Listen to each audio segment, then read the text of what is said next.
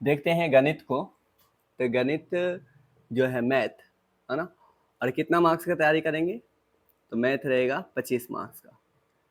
तो मैथ में बहुत सारे चैप्टर है ऐसे, हम बहुत सारे चैप्टर में, जैसे पहला चैप्टर हमें पढ़ना है संख्या पद्धति, है ना, संख्या पद्धति। और जो पढ़ाया जाएगा दूसरा और कुछ है, तीसरा भी कुछ है, चौथा भी कुछ है, ठीक है, पांचवा भी कुछ है, इस तरीका से जो भी है, मतलब हम लोग ज़्यादा नहीं, मतलब लगभग 10-15 जो अध्याय होगा उसे पढ़ेंगे। और यहाँ पे नाम लिखकर टाइम पास नहीं करने वाले हैं, मतलब कि एक पढ़ाएंगे उसका नाम लिख देंगे, पढ़ लेंगे, ठीक है। और नोट्स बनाते जाना है, सेम ऐसा ही नोट्स बनाना है, इसमें लिखना जरूरी नहीं। जैसे एक संख्या पद्धति पढ़ाएंगे तो उसे लिख लेना है, फिर दूसरा जब पढ़ाएंगे तो वो लिख लेना है, ठीक है ना। तो यहाँ पर पहला क्या है, संख्या पद्धति, तो उसी को पढ़ेंगे। तो ये हमारा जो मैथ है टोटल 25 मार्क्स का पूछा जाएगा। तो पहला है, देखो बता लिख सकते हैं यहाँ पर, जैसे संख्या पद्धति लिख सकते हैं, वर्ग वर्गमूल लिख सकते हैं, ठीक है, घन घनमूल हो जाएगा, एचसीएफ एलसीएम हो जाएगा, ठीक है, और मतलब कि द्विघात बहुपद आ जाएगा। तो ये सब हम लिख कर जैसे जैसे पढ़ाया जाएगा चैप्टर वाइज, ठीक है, तो वैसे लिखते चलेंगे चैप्टर अध्याय का नाम। तो एक क्या है, पहला है संख्या पद्धति। तो यहाँ पर हम पहला जो पढ़ने वाले वो संख्या पद्धति को पढ़ेंगे। तो यहाँ देखना है पहले संख्या रेखा, संख्या रेखा होता है एक, और यहाँ पे हम संख्याओं को पहचानने के लिए सीखेंगे। जैसे संख्या रेखा में ये देखना है, इस तरीका से संख्या रेखा होता है, और यहाँ पे होता है 0, उस साइड दाएं साइड 1 2 3 4 डॉट डॉट डॉट अनंत तक जाएंगे। इस साइड -1 -2 -3 डॉट डॉट करके इधर माइनस अनंत तक चले जाएंगे। यही हमारा संख्या रेखा है। मतलब कि यहाँ जो गिनती गिनते 1 2 3 4 5 उस साइड, फिर बीच में 0 है, फिर इधर -1 -2 -3 -4, ऐसे ये संख्या रेखा है हमारा। इसमें संख्या को पहचानने सीखना है। जैसे सबसे पहला संख्या है प्राकृत संख्या, प्राकृत संख्या। अब ये प्राकृत संख्या है क्या, हम लोग पांचवा छठा में ही पढ़े थे प्राकृत संख्या, और पांचवा छठा का है ही।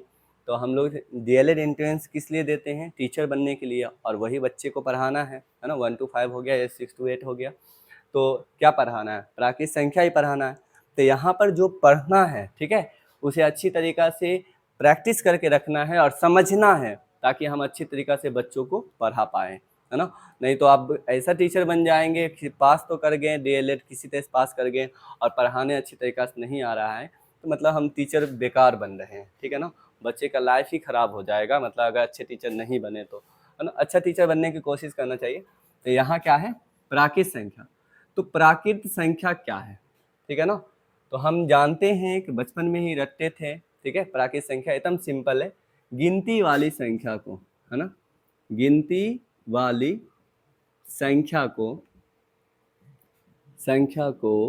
प्राकृत संख्या कहते हैं।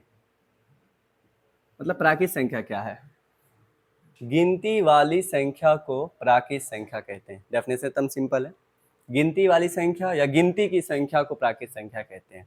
या ऐसे ही बोल सकते हैं, वैसी संख्या जो 1 से शुरू होकर अनंत तक जाए, मतलब कि 1 2 3 4 5 गिनते चले जाएं, उसे प्राकृत संख्या कहते हैं।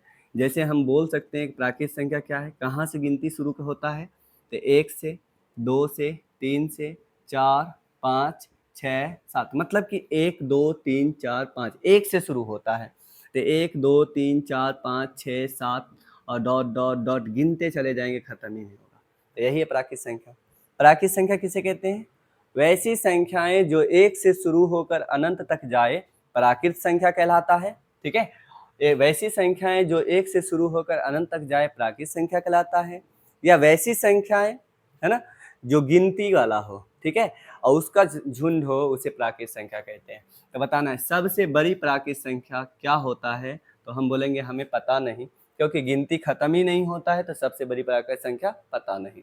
लेकिन सबसे छोटी प्राकृत संख्या क्या होता है, तो 1 होता है, ठीक है। तो हम यहाँ पे लिख सकते हैं कि सबसे बड़ी प्राकृत संख्या, है ना, सबसे बड़ी प्राकृत संख्या, सबसे बड़ी प्राकृत संख्या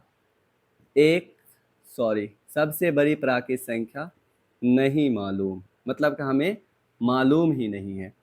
ठीक है, एक ऑब्जेक्टिव सबसे बड़ी मालूम नहीं है। सबसे छोटी क्या है ना, सबसे छोटी प्राकृत संख्या एक होता है। अब राइटिंग समझ में ना आए, ठीक है ना, तो हम बोल भी रहे हैं उससे लिख लेना है। सबसे छोटी प्राकृत संख्या एक होता है। ठीक है, तो यहाँ पर एक संख्या समझ में आ गया। प्राकृत संख्या किसे, गिनती की संख्या को प्राकृत, सबसे बड़ी नहीं मालूम, सबसे छोटी एक। अगला संख्या है जिसे हम कहते हैं पूर्ण संख्या। ठीक है, पूर्ण संख्याएं ये किसका ग्रुप है, तो यहाँ पे डेफिनेशन लिखते हैं, है ना, प्राकृत संख्या के समूह में, प्राकृत संख्या के समूह में शून्य को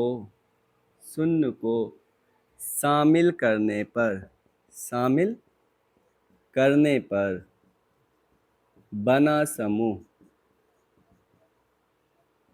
पूर्ण संख्या का समूह कहलाता है। क्या लिखेंगे, यहाँ देखना है डेफिनेशन। पूर्ण संख्या क्या है, प्राकृत संख्या के समूह में शून्य को शामिल करने पर बना समूह पूर्ण संख्या का समूह कहलाता है। जैसे क्या बोला गया है, प्राकृत संख्या का समूह, प्राकृत संख्या कहाँ शुरू होता है, एक से, देख रहे हैं, 2 3 4 5 6 7 8 डॉट डॉट डॉट, खत्म ही नहीं होगा। यही तो प्राकृत पर है ऊपर। इसमें बोला गया सिर्फ जीरो को शामिल कर लेना है, शून्य को शामिल कर लेना है। अब ये पूरा क्या बन जाएगा, पूर्ण संख्या। तो इसमें क्या पता चला कि 0 1 2 वैसी संख्या है जो 0 से शुरू होकर अनंत तक जाए, 0 1 2 3 4 5 6 7, है ना, इस तरीका से खत्म करते जाए। तो ये कौन सी संख्या होगी, ये होगी पूर्ण संख्या। तो सबसे बड़ी पूर्ण संख्या क्या होता है, पता ही नहीं, क्योंकि गिनती खत्म ही नहीं होने वाला है, 0 1 2 3 4 5 खत्म ही नहीं होगा। तो सबसे बड़ी पूर्ण संख्या नहीं मालूम, और सबसे छोटी पूर्ण संख्या कितना होता है, तो 0 होता है। तो यहाँ पे ऐसा ही लिख सकते हैं, सबसे बड़ी पूर्ण संख्या नहीं मालूम, लेकिन सबसे छोटी पूर्ण संख्या, है ना, कितना होता है, शून्य होता है, शून्य या 0, शून्य होता है। तो ये बन गया। ठीक है, अब यहाँ पे कितना संख्या, प्राकृत पूर्ण पढ़ लिए, अब समझना है पूर्णांक संख्या। ठीक है, पूर्णांक संख्या क्या है ना, तो पूर्णांक संख्या कहते हैं पूर्ण संख्या के समूह में, पूर्ण संख्या के समूह में पूर्ण संख्या के समूह में शून्य को, पूर्ण संख्या के समूह में ऋणात्मक प्राकृत संख्या को शामिल करने पर बना समूह, है ना, बना समूह पूर्णांक संख्या का होता है। क्या लिखा गया है, डेफिनेशन फिर से देखना है। पूर्ण संख्या के समूह में, क्या बोला, पूर्ण संख्या के समूह में, तो जैसे देखना यहाँ पर पूर्ण संख्या कहाँ शुरू होता है, 0, ठीक है, 1 2 3 4 5 डॉट डॉट डॉट अनंत तक जाएंगे, 1 0 1 2 3 4 5 6, ये तो पूर्ण हो गया। तो यहाँ पे यही बोला गया है, पूर्ण संख्या के समूह में ऋणात्मक प्राकृत, जो प्राकृत हम पढ़े थे, एक पढ़े थे प्राकृत संख्या, यहाँ पढ़े हैं, तो उसके आगे माइनस लगा देना है, 2 पढ़े थे माइनस लगा देना है, 3 पढ़े थे माइनस लगा देना है, 4 में भी माइनस लगा देना है, और इसी तरीका से माइनस पढ़ते चले जाएंगे। ठीक है, तो क्या बोला गया है, पूर्ण संख्या के समूह में ऋणात्मक प्राकृत संख्या को शामिल करने पर बना समूह पूर्णांक संख्या का समूह होता है, मतलब माइनस वाला को भी ले लेना है। तो यही हमारा 3 संख्या रहा, है ना, प्राकृत, पूर्ण और पूर्णांक।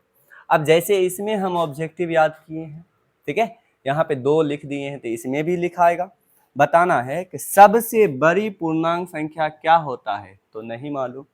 सबसे छोटी पूर्णांक संख्या क्या होता है, तो नहीं मालूम। तो हम यहाँ पे लिख सकते हैं सबसे बड़ी, है ना, सबसे बड़ी पूर्णांक संख्या, है ना, तथा सबसे छोटी, सबसे छोटी पूर्णांक संख्या, पूर्णांक संख्या नहीं मालूम, मतलब मालूम ही नहीं है।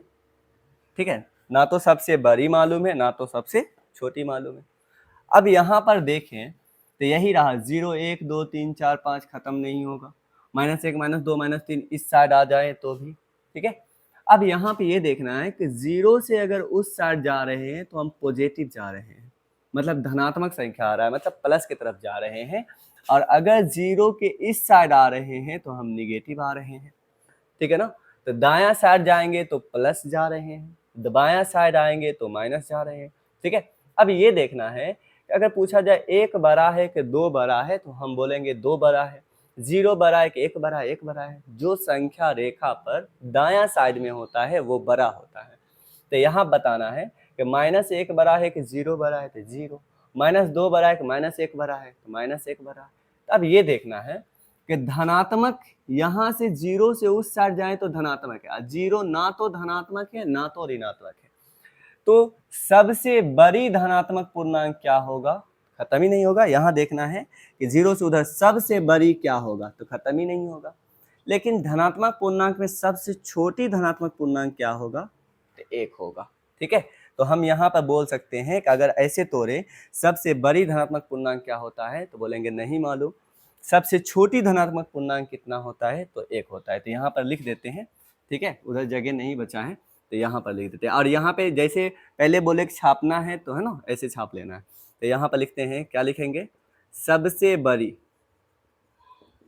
है ना, धनात्मक पूर्णांक, धनात्मक पूर्णांक नहीं मालूम, नहीं मालूम। और बताना है सबसे छोटी धनात्मक पूर्णांक 1 होता है, सबसे छोटी धनात्मक पूर्णांक 1 होता है, 1 होता है। अब यहाँ बताना है, धनात्मक में हो गया, ऋणात्मक ध्यान देना है। इस साइड आने पर, बायां साइड आने पर इधर आएंगे तो क्या होगा, घटेगा। -1 बड़ा है कि 0 बड़ा है, 0। -1 बड़ा है कि -2 बड़ा है, तो -1 बड़ा है। तो यहाँ पे ये देखना है कि -2 -3 इस साइड आने पे घटता है। तो ऋणात्मक पूर्णांक, सबसे छोटी ऋणात्मक पूर्णांक नहीं मालूम। ठीक है, सबसे छोटी ऋणात्मक पूर्णांक नहीं मालूम, क्योंकि इधर मालूम ही नहीं है। सबसे छोटी, सबसे छोटी ऋणात्मक पूर्णांक, ऋणात्मक पूर्णांक क्या बोलेंगे, नहीं मालूम। अब यहाँ पे ध्यान देना है, सबसे छोटी तो मालूम नहीं, लेकिन सबसे बड़ी माइनस वाला कौन है, -1 लिखेंगे। सबसे बड़ी, सबसे बड़ी ऋणात्मक पूर्णांक, सबसे बड़ी ऋणात्मक पूर्णांक -1 होगा। ठीक है ना, तो ये रहा, हम लोगों ने एक प्राकृत को पढ़ा, पूर्ण को पढ़ा, अपूर्णांक को पढ़ा। और एक चीज़ ध्यान देना है कि ये डीएलएड एंट्रेंस में भी काम देगा, और आगे जब पढ़कर अगर टीचर बनना है तो जब बन जाएंगे तो बच्चों को पढ़ाने में भी काम देगा, है ना। मतलब कि ये अच्छी तरीका से सीखना है, समझना है, बच्चों को अच्छी तरीका से समझाना है, ताकि अच्छा हो, हमारा देश अच्छा बढ़े, स्टेट अच्छा रहे। ठीक है, तो ये ध्यान देना है। तो ये संख्याओं को कवर करते जाना है, मतलब कि जो संख्या है पढ़ रहे हैं और पूरा लिख लेना है। ठीक है ना, पूरा काम देगा। अब हम डीएलएड एंट्रेंस का एग्जाम दे ले, ठीक है ना, और उसके बाद फिर आगे क्या करना है, फिर आगे उसके बाद जो डीएलएड करना है कंप्लीट, जब 2 साल का हो जाएगा, है ना, फिर उसके बाद तो भी तो एग्जाम होगा। और फिर वहाँ पे सीटेट है, उसके बाद क्या है, बीपीएससी है। तो उसमें फिर जो 2 4 5 10 नंबर जितना का मैथ पूछा जाएगा, फिर वहाँ तो नहीं बनने वाला है। इसलिए डीएलएड अगर कर भी ले रहे हैं तो जरूरी नहीं है कि हम टीचर बन ही जाएंगे। इसीलिए कि अच्छी तरीका से पढ़ेंगे तो ही है जो आगे हमें ये जो मैथ होगा हमारा प्लस पॉइंट होता है। अगर मैथ बहुत को नहीं बनता है, कमज़ोर रहता है, ठीक है, तो अगर जिसको आता है उसके लिए प्लस पॉइंट है। इसलिए ऐसे अच्छी तरीका से कवर करते जाना है, हम कोशिश करेंगे कि अच्छा खासा ख़त्म कर दें सिलेबस को, है ना, ताकि एग्ज़ाम में अच्छा मार्क्स आ जाए। ठीक है, इसको छापना है।